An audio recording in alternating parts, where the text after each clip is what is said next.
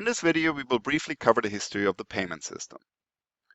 The payment system simply describes how we pay for things in an economy, and that system has developed over history. Common historical and current forms of monies include commodity monies, fiat money, checks, electronic payments, and e-money. The most common historical form of monies were commodity monies, that are simply already high in demand commodities, which were standardized into a common currency, typically in form of malleable metal coins. Commodity monies have been with humans for thousands of years and remained the predominant form of exchange until about 100 to 200 years ago.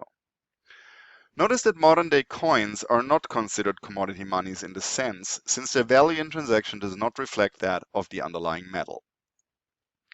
The primary benefit of commodity monies is pretty obvious, and that's that the valuable commodity itself is already desirable. It is thus easy to make generally accepted. Commodity monies also have tons of problems, however, which is why nobody no longer use them. For one look at a gold coin, it's hard for most people to judge how valuable the coin actually is.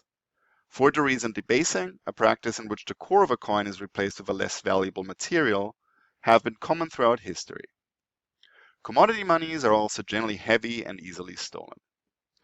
The primary problem, economically speaking, however, is that the value of commodity money fluctuates with the underlying commodity. A large increase in the supply of gold, for instance, after some discovery, would cause inflation, while a fixed supply of gold will cause deflation if money demand increases, say for instance, if an economy is growing. Banknotes, that is paper money, was the next historical innovation, in the West typically credited to Renaissance Italy. Banknotes originally were paper IOUs issued by goldsmiths, which would let the holder exchange the note against stored gold, silver, or other valuables. Quickly people realized that one could use the notes in exchange for goods and services rather than running to the goldsmith and convert the note to gold first. Hence, banknotes quickly became used as the medium of exchange and transactions. Over the next couple of 100 years and into the 1600s, governments began standardizing such banknotes, which is the origin of central banking as we know it. Original banknotes issued by central banks used to be convertible against gold under a system called the gold standard, first established in the United Kingdom. The UK gold standard, with some interruptions, lasted until the end of World War II, when the British had abandoned convertibility to fund the war effort. After World War II, an attempt was made to re-establish the gold standard under US leadership in the so-called Bretton Woods system. Within that system, the US dollar was convertible against US gold reserves, and the currencies of the Bretton Woods system member countries were fixed against the dollar, effectively making them convertible against the US dollar as well. This system was abandoned in 1971 when the US foreign debt exceeded the value of its gold reserves and a speculative run on the dollar was feared. Even without this circumstance, growing money demand created deflation in a system with a fixed money supply, which is why mainstream economics no longer considers the gold standard a viable alternative to fiat money.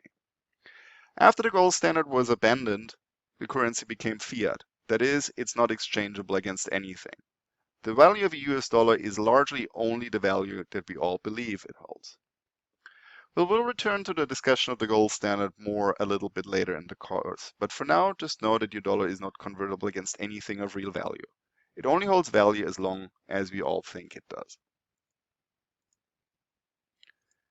Fiat money has significant benefits. For one, notes are easy to carry, that's obvious, but the benefit of fiat money itself is that its value does not fluctuate arbitrarily with a commodity like gold. However, if we lose faith in the value of money, it will lose its function rapidly because it's not backed by anything of real value. Typically, there is one known occurrence for this, and that's a government using the printing press to pay for public debt, which is the sole known cause of hyperinflation. Systems in which central banks can thus operate independently from the executive branch, where the fiscal side cannot use money to pay for debt, are thus better equipped to a certain function of the payment system in the long run. Fiat money, of course, in form of banknotes has some other problems. Your bills are still easily stolen, they're still forged, and for what it's worth, at least they're not as heavy. Over time, to deal with the issue of theft and forgery, other forms of money have been developed, most importantly checks. Checks originally were paper orders to your bank to transfer money from your account to someone else's account, potentially with another bank.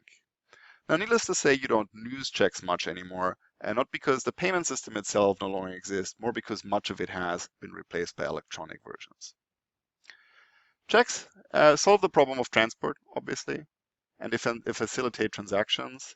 There are two historical problems with checks. That's why they have been replaced. Clearing checks can take several days, so it can take a while to figure out for someone whether you actually have the money to write a check. And then the processing of checks itself is not free and imposes additional transaction costs. What has superseded check payments for the most part are electronic payments.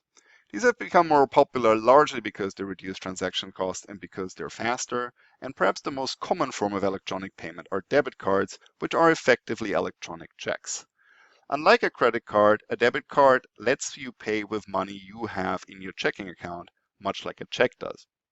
A credit card, meanwhile, actually provides you with a short-term loan, which is a little beyond just money. This takes us into a financial transaction right away.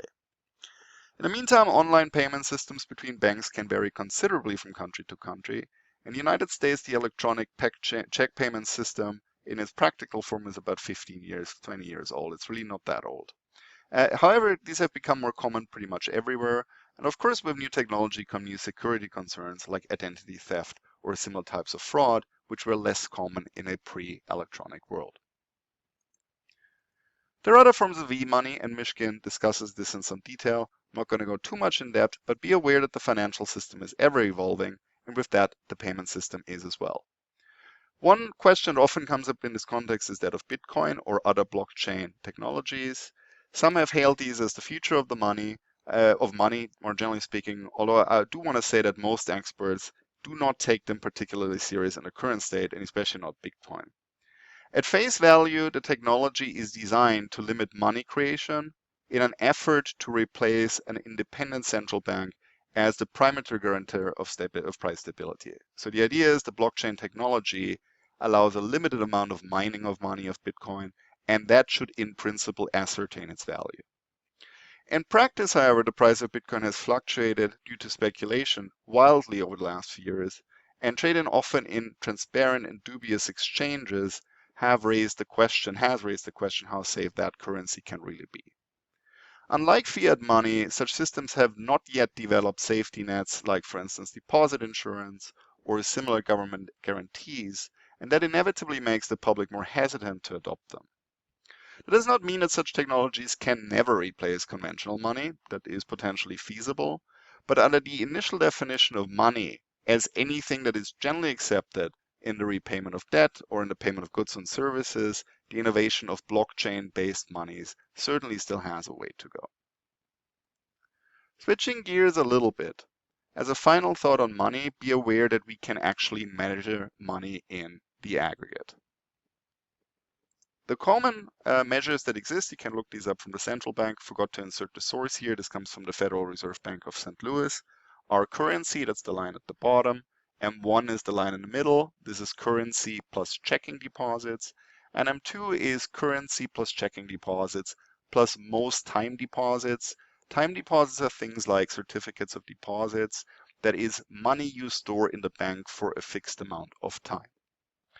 Now, one of the things that you will notice here is that the money supply since 1980 has increased dramatically, in terms of M2 nearly by a tenfold. Most dramatically so during the recent COVID shutdowns and during the 2008 recession.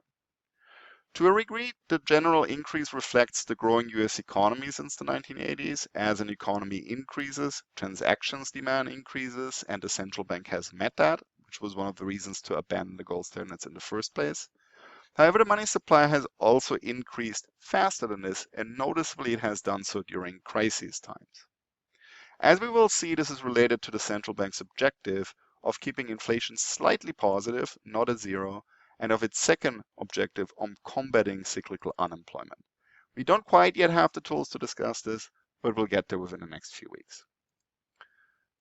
Final graph, this is mostly FYI. Here we have M1 and M2. After inflation, the graph I showed you previously did not control for that. So this is in 1982, 1984 prices as the Federal Reserve publishes this. You will notice that even after inflation, it is pretty clear that the money supply has increased. M1 since the 1960s has increased by about 4 times.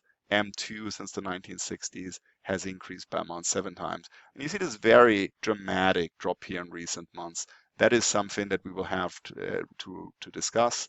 This is in essence the Federal Reserve System supplying the financial system with liquidity, with quote unquote money, so that lending can continue during the shutdown times.